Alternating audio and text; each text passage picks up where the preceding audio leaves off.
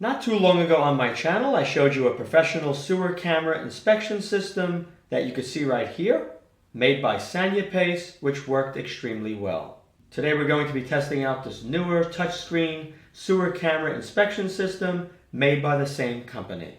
Keep in mind, the sewer camera inspection system can be used for larger diameter water line inspection, inspecting HVAC systems, oil and gas pipeline inspections, rescue operations, and much more. This product was sent to me by the company, but as always, you can expect a fair and honest review. Let's get started. The model we're going to be taking a close look at, as well as testing, is the S610 ASM KTCP. It has a 10.1 inch touchscreen display and 50 meters or 165 feet of cable with the camera. At first glance, compared to the previous one I tested, this one definitely has more of an industrial professional look. And what I also like is the way this was designed. With the carry handle, you pick this up, and the case with the monitor is connected directly to this reel assembly. You don't have to take the reel out of the case like the previous one that I tested. Everything just feeds off nicely from the reel. Instruction manual, I can tell you, is written very well. This sewer camera inspection system weighs 26.5 pounds or 12 kilograms. You can see that the control box is inside of this Pelican style case, which we're going to take a closer look at in a minute. You have these very good connectors right here, screw type connectors. This coiled cable right here allows you to remove this control box from the reel assembly so you can position it further away when you're working, or you can just leave it attached. There's a rail on this aluminum housing, or aluminium if you're British, and this box will slide onto the rail with locking pins, and then you can secure it using a knob, which you can see right over here. The case, just like a Pelican case, is impact resistant, and it also has a pressure equalization valve on top and a waterproof seal. The camera that's used in this system, which you're going to see momentarily, is very similar to the one that I showed you on the previous unit. Resolution is AHD 1080p. Camera diameter is 0.9 inches or 23 millimeters. This is the one right here from the other unit. It has a built-in 512 hertz transmitter. So you'll also be able to trace where the camera is in the sewer system. The camera that's used here in the front of it does not have just epoxy that can be scratched. There is a sapphire crystal protective cover, and I'll show you that in a minute. Also, the new camera that's on this unit is self-leveling. And what that means is when you insert the camera into the pipe, the image is always going to stay level regardless of the orientation of the camera body. The light on the front of the camera is a 1 watt LED with adjustable levels of brightness. Camera angle is 120 degrees, and the camera is made out of stainless steel. I tested it, it's a magnetic stainless, so you always want to make sure you wipe it down when you're finished, otherwise you may get some surface rust. This whole housing is made out of aluminum, around 5.5 millimeters, looks like about 1/4 of an inch. The handle is very comfortable on top. Over here, these sections appear to be magnetic stainless as well. And this whole reel assembly appears to be steel that's chrome plated. The camera system inside this Pelican case uses a lithium battery, 4,500 milliamp hours, and you can expect between 6 and 8 hours of use according to the manufacturer. Included is a wall charger that has an input between 100 and 240 volts AC or DC, and the output is 12.6 volts at 1 amp. Before I go over more specifications and test this out, first let's take a look at the entire unit from every angle. In that case over there is the locator wand, which we're going to take a look at later. Looking at the bottom of the unit, got this nice thick plate, rubber feet that are actually bolted on. You don't have to worry about them falling off because of double stick adhesive. And you can see right over here we have 4 flathead stainless steel hex bolts. There's also a larger hex bolt right here that goes into that stainless pin. That's the spacer for the reel. And I'm also going to show you right inside of here. You can see how well this was made. The reel moves nice and smooth. Looking at this side, you can see you have this cup that holds the camera. It has the flex head. This way it's easy to guide into the pipe and around turns, so the fiberglass cable will easily follow. Looking at the front of this, there is a sapphire scratch-resistant cover. Inside here, you can see the way it was set up to allow the cable to feed out nice and smoothly. There are 2 roller guides, and then you can see the cable going between. On the opposite side, we just have this connector, which is a screw connector. Let's take it off and look at it. And it's 1, 2, 3, 4, 6 pins. And it lines up perfectly, goes in nice and easily. And I'm pretty sure these prongs are here, maybe just to secure this cable a little bit. So when you're carrying it, everything stays nice and neat. A view from the bottom, you can see the 2 rails.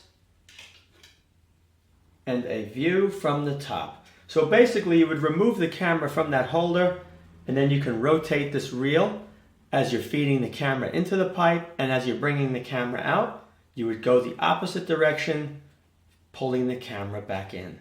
I really like this design compared to the other one. The other one you had to hold in your hand and then feed it out. Now let me turn this sideways, and we're going to remove this from the rail just to show you how it separates, and then we're going to put it back on, open this up, and take a look inside. I'm going to loosen that red-orange knob, and then you can push this forward, and now it separates. Now you can see clear down through the unit where the other connector is, connecting to the fiberglass cable, as well as those 2 rails that secure the box. And looking at the bottom of this control box, you can see the metal pins or rollers on the case. So these metal pins will lock right in here and into that one. A very nice design which allows the box to be easily detached. Let me put this all back together and then open this up, take a look inside. Opening the case is very simple. You're going to push down as you grab the bottom of the latch. Spring loaded. And when you close it, just push.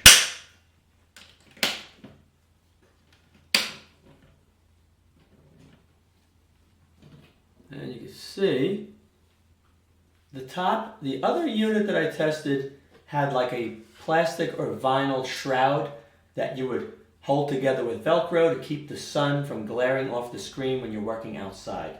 This one has a metallic screen that would go up so the display can be easily seen when you're outside. Over here you have your SD card. The micro is inside of here. And over here is a headphone jack. The gasket is very nice, and it definitely makes a good seal with this ridge on the lower part of the box. And here's a look down into the control box, and you can see that this one has a keyboard. The purpose of the keyboard, it gives you the ability to annotate the video. Anything you find while inspecting, you can put notations in the video. You'll be able to read all of your findings. In the upper left-hand corner, there's another screw-type connector sending power to the display. Right over here, it looks like an RCA jack, maybe a video output. I don't have anything anymore that uses these kind of outputs, but more than likely it's a video output. Over here, the charger gets plugged in to charge the internal lithium battery. You have your power button right over here, and this right here is a USB wireless connector that goes with the keyboard. Over here it's showing you 10.1 inch touchscreen, the meter counter. It will count how far in the cable is going into your pipe, so you'll be able to know exactly where there's an obstruction or any kind of damage. It will also record video and audio. So the video is going to be at the camera head. The audio is going to be coming from the control box. So you'll not only be able to have the annotations, but the audio as well. It says LED adjustable brightness, image zoom, IP68 waterproof. Optional is the transmitter and self-leveling. According to the company, both of these should be included with this unit. We're going to find out. Now you're going to ask, where are the accessories stored? Underneath the keyboard. The way the keyboard goes in is very simple. It goes in first to the top. These two tabs secure the keyboard at the top, and it locks at the bottom. So you're going to push this tab down, and then put your finger here, lift up to remove the keyboard. Right there you can see the back. Uses two AAA batteries. Here's your power switch on, off, and the connect button. So when you replace the batteries, you're going to have to push this connect button with the power on for the system. When you're going to store it for a while and not use the system, put this to off. Here's the charger for the unit. DC jack. You would plug that in right over here. In here, let's take a look.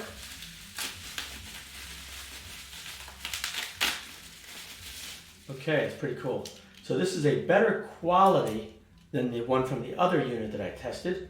You slide your camera inside of here, and there's nylon set screws, and this would be used to keep the camera centered inside of a larger pipe, like a 4-inch pipe, and it would just guide it straight in the pipe rather than have it sit at the bottom pushing sludge or being underwater. Over here is another protective end. You would slide this over the camera, which we'll do in a little while, and that prevents it from being banged up. And makes it also easier for that camera to go around turns and not get hung up on the inside of fittings. Screwdrivers included for those set screws. Also included are Allen wrenches, so if something gets loose, you'll be able to tighten it right up. With the keyboard back in place, let me turn on the power. I have the camera positioned towards my floor. Okay, looking good. You can see the image quality is nice. Date, time, it says 000.00 feet. That's the memory, the size of the memory that's available. It says 148.56 megabyte out of the 16 gigs. And here is a battery display in green showing 2 bars out of 3. So right over here, the magnifying glass lets you zoom in. I think there's 3 levels. 1, 2 levels.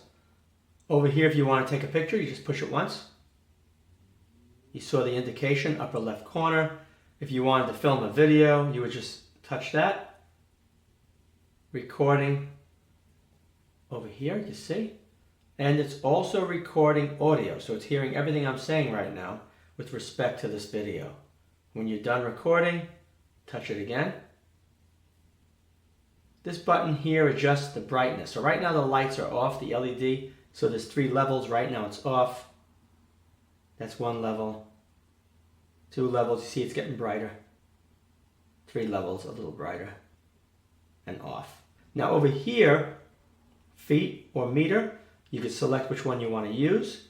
It's at 0. So as you pull the camera further and further out, you're going to see this number increase, and it's going to give you an accurate reading of how far the camera with the locator is into the pipe. Right now I have about 2.5 feet out, and the reason why it's not showing is because I touched right over here, and what that does, it resets the count. So what you would do is you would pull out just enough cable to get to where the opening is, where the clean out is, and then you would push this button right here.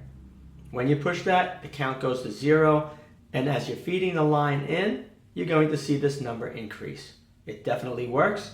You'll see it on the video that I'm going to be demonstrating outside. Over here, if there's any videos, it will play it back. You go there, and then you would hit the play button. It's playing back a video I took earlier. You'll see the red stop in a minute.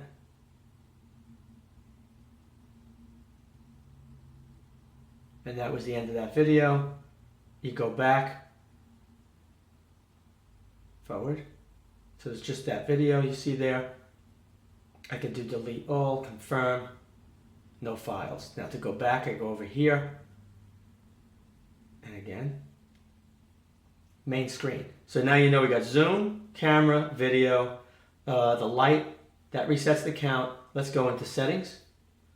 So now this is brightness. You can adjust the brightness of the display. Leave it there. I think you touch. All right, touch off the screen to go back. Over here is contrast. Kind of like that one. Let's go there. This is color for your saturation. Black and white should be at the bottom, yep. Let's put it back to 5. Meter or feet. It's on feet. Let's try it again. Yep, and let's switch it to meter, see what happens. Now it's on M. Feet, good. Over here, this is what? What is this? Oh, I see, it changes the orientation. And I hate the fact that they didn't correct this, because the other system had this. When you go to invert the screen, you could rotate it like 4 different directions, so top, bottom, left, right. They should only make the camera view flip. Don't let the whole screen flip, because now you got to go over here, see what I'm saying, to get out of it. So over here, let's go down. Information, you set your date. All right, you can just click on the one you want to adjust. Let's get out of there. Over here, are you sure you want to format the card? No, cancel. You can format it right there. Over here, restore factory settings. No. What's this one here? That's showing, I guess, the firmware for this unit. Global, Chinese, English, German, and Russian. Touch there. And then over here, this setting here adjusts how this counter is going to work. So if you start playing around with this and making it higher or lower, it's not going to be accurate. So the best way to do it is to leave it at the factory setting. In this case, it was on 0.94, but you can verify if this is accurate by taking a tape measure, pulling out a certain amount of the cable with the camera, and see if the number matches. If it doesn't, adjust this lower or higher until the numbers match. Right here, I'm going to show you how easy it is to annotate the video. I'm going to enter blockage in pipe at 20 feet. Then you tap the camera symbol to save the snapshot. And that's about it. It's very simple to use. Let me show you the locator wand first, and then we're going to take this outside. I'll put it into my sewer line. We'll take a look at the PVC section and where it changes to the older cast iron. The locator is stored inside this case, also has a pressure equalization valve.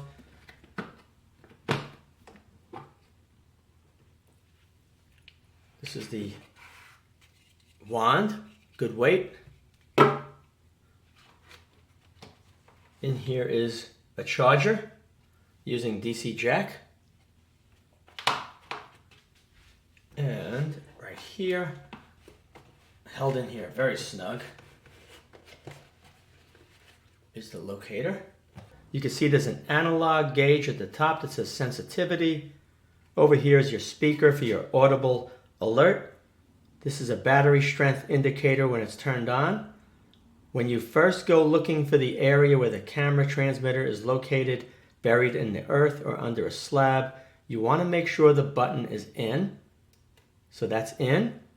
Once you get to the area where you get the highest level of sensitivity, which you can adjust with this, you then switch to near, and that's basically bringing the sensitivity down so it's easier for you to pinpoint. Over here you have the analog gauge. When the needle swings all the way to the right, you know you're positioned directly over the camera body, parallel. If you're this way, the detection is going to be way to the left. When you get more in line With the direction of the camera, the strength will shoot all the way up to the right. Let me give you a quick demonstration. It's on a low sensitivity setting. You can hear it getting louder. I'm about 3.5 feet above. Now watch as I turn.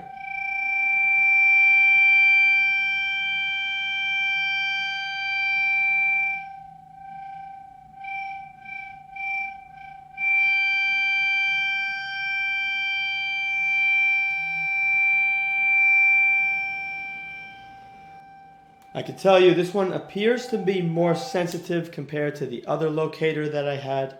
You should be able to detect the camera inside of a plastic or cast iron pipe at least 3 to 4 feet deep. Let's take it outside and give it a try. This clean out, the sewer line runs right along the side of the house and then it crosses my driveway. What I'd like to do is insert the camera so it goes all the way down the side of the house underneath my driveway, so we can test the locator to make sure it works 2 feet deep inside of a cast iron pipe.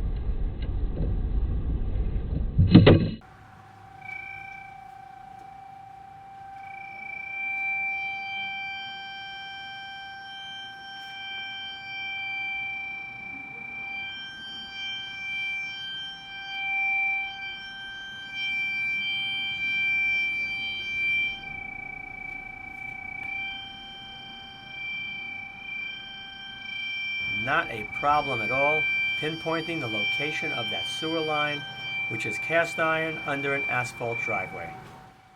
Okay, so what do I think of this sewer camera inspection system? I think it works very well.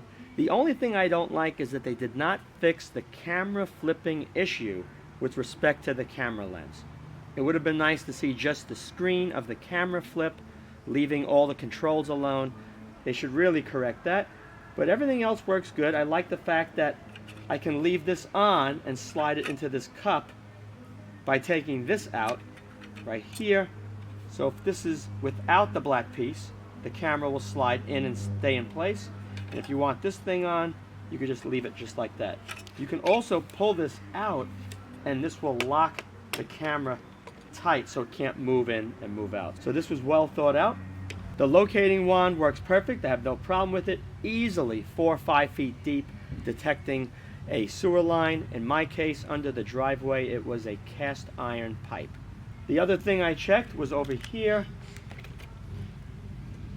The output for the audio does work fine. No issues with that. Guys, that is it. I hope you enjoyed this video. If you did, be sure to rate, thumbs up, and share. Thanks for watching.